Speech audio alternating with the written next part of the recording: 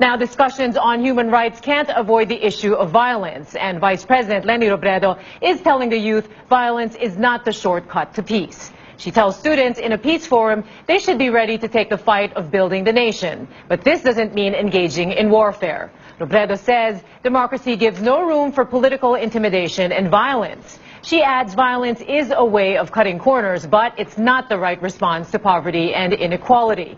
Robredo believes peace could be achieved without bloodshed. Binabatikos ng grupong Human Rights Watch ang kampanya kontra droga ng Administrasyong Duterte. Sa gitna yan ng sunod-sunod na pagpatay sa mga taong sangkot di mano sa illegal drugs. Para naman kay Senator Richard Gordon, chairman ng Senate Committee on Justice, posibleng hindi lang naiintindihan ng International Human Rights Group ang estilo ni Pangulong Duterte. May report si Rafi Tima. Sa ika-27 edisyon ng kanilang World Report, matindi ang akusasyon ng grupong Human Rights Watch sa Administrasyong Duterte. Sa ngalan nila ng pagsugpo sa problema sa illegal na droga, winalang bahala raw ng Pangulo ang pagrespeto sa karapatang pantao at ginawang pulisiya ang pagpatay sa mga suspect pa lang ng krimen. Pinapapurihan pa umano ng Pangulo at mga opisyal ng pamahalaan ang malawakang pagpatay sa mga pinagsususpetsahang drug dealer at drug users, pero hindi pinapanagot ang mga responsable dito. Sagot naman ng Philippine National Police, dinidepensahan lang nila ang kanilang sarili at base sa kanilang investigasyon, ginagawa lang naman daw ng mga otoridad ang kanilang trabaho. Iniimbestigahan din daw nila ang mga kaso ng pagpatay. Katunayan, may 800 kaso na raw silang natapos at may 500 suspect nang naaresto. Ang Commission on Human Rights hindi na raw ikinagulat ang paglabas ng report. May kalintulad na report din daw silang tinatapos pero sa ngayon, hindi pa raw sila handang katigan ng konklusyon ng Human Rights Watch. Careful kami to be circumspect, especially because our investigations are still ongoing. Hindi pa ito mga conclusions at this point. Gayunman, paalala ng CHR sa dami ng mga namamatay sa police operations, dapat isipin ng mga pulis na mas mahalagang buhay ang mga suspect. Apprehension of suspects so that they will be held to account. Kasi pag pinatay natin ng mga tao as a result of criminal activities, hindi rin nagkakaroon ng hustisya dun sa mga naging biktima ng krimen dahil hindi napapa-account. Si Senator Richard Gordon na chairman ng Senate Committee on Justice, inaasahan na raw ang maanghang na report ng Human Rights Watch. Human Rights Watch throughout the whole world will always, because that's what they're paid to do, and I'm not saying it's bad, to make noise about the same matter in a rather general and sweeping way. Pero tila nalalabuan daw si Senator Gordon sa akusasyon ng Human Rights Watch. Bukod kasi sa war on drugs, binanggit din sa report ang issue ng HIV at ang pagkamatay ng 2 magsasaka sa ginawang protesta sa Kidapawan noong nakaraang taon. Panahon pa raw kasi ito noon ng nakaraang administrasyon. Sinisikap pa ng GMA News na makuha na ng pahayag ang palasyo. Rafi Tima, GMA News. At napakabilis ng response ni Secretary Mike. I have requested for this briefing in the sense that I really want to know which area our office can be of help. Alam natin na napakadaming kailangang gawin as far as the anti-drug abuse campaign is concerned. And gusto naming malaman kung saan kami pwedeng pumasok. Nagpapasalamat po kami sa efforts na binigay na sa kampanyang ito ng iba't ibang ahensya. Pinapakinggan ko kanina yung mga presentations. Marami nang nagawa pero we have to admit na marami pang kailangan gawin. We have also made prior engagements already. We had a meeting with DOH. Humingi din kami ng paunang salita, paunang briefing. And I think it was DOH told us of the 700,000 surrenderies. Pero yung 700,000 surrenderies, about 10% only, o 70,000, yung nangangailangang ipasok sa rehabilitation centers. And the rest, kanina sabi ni Yusek, a small percentage of that kailangan i-commit sa mental institutions. But the larger part of it actually need community rehab. Napakaganda po ng presentation ng Cluster 2 in the sense na very comprehensive siya. Yung akin lang comment, there are already existing models which we can use. Mahirap kasi parang mag-uumpisa tayo sa umpisa. Kasi naghahabol tayo. Parang yung 700,000 nandyan bago nagkaroon ng programa. not the other way around. So we don't have really the luxury of time. Kaya kailangan na talaga siyang pagtulong-tulungan. And I am glad that UBAS is involved in the sense that siguro alam naman ng mga taga-DILG, UBAS was actually started when my husband was DILG secretary.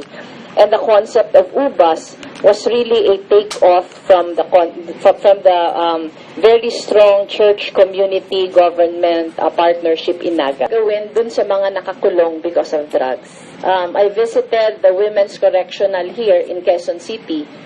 And about 70% of all the, grabe yung congestion pero about 70% of all the detainees are there because of drugs. So yung tanong ko doon, ano ba yung programa nyo aside from them serving their sentence or aside from them waiting for their cases to be finalized sa courts?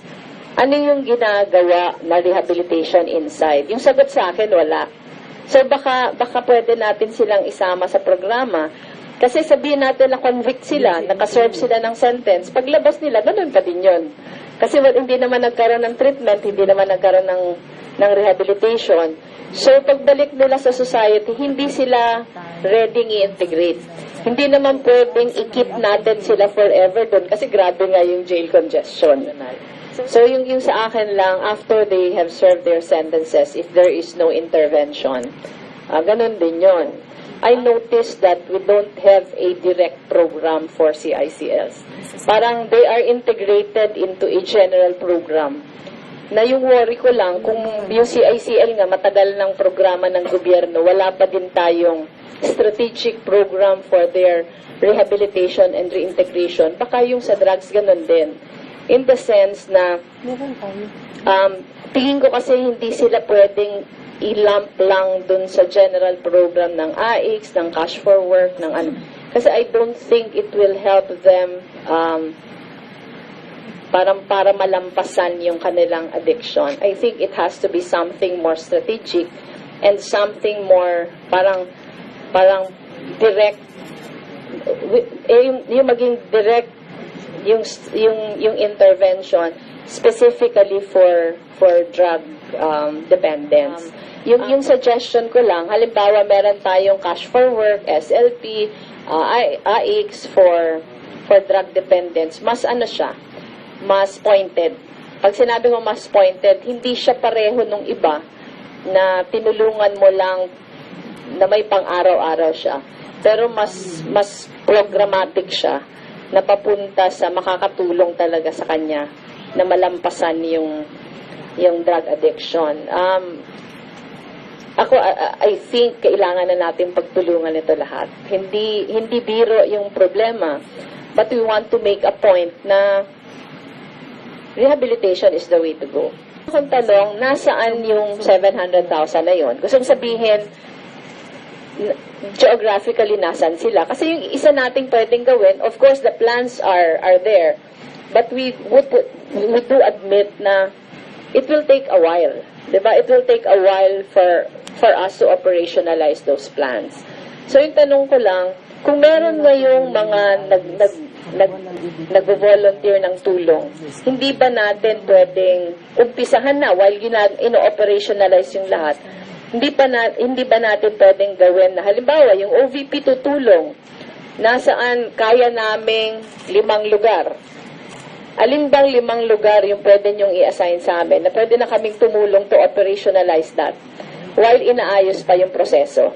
Halimbawa yung San Miguel nag-o-offer, halimbawa si Andrew Tan na-mention yata ni Yusek si Mr. Andrew Tan, si Kevin. Kung may mga ino-offer na ganito, bakit hindi na tayo mag-pool ng ating resources para maumpisahan na kaagad? Kasi yung sa akin lang, ang worry ko, baka magningas ko gun. Gusto sabihin, totoong may 700,000 surrenderies tayo, pero that should not be treated as an accomplishment. Diba? Kasi it is just a means to reach a target. Yung pinaka-target natin, maalis na talaga sila sa addiction. And we all know na yung pag-surrender would not solve it. the surrender is just step one of the process. So baka yung pwedeng gawin, pagtulong-tulungan natin, sino ba yung mga handa ng mag-umpisa, mag-assign na tayo ng, yun lang yung, ang gusto ko sabihin, of course, without prejudice to the institutionalization of the program. What I'm just saying is the program is very good, pero baka pwedeng at this point, may umpisahan na tayo.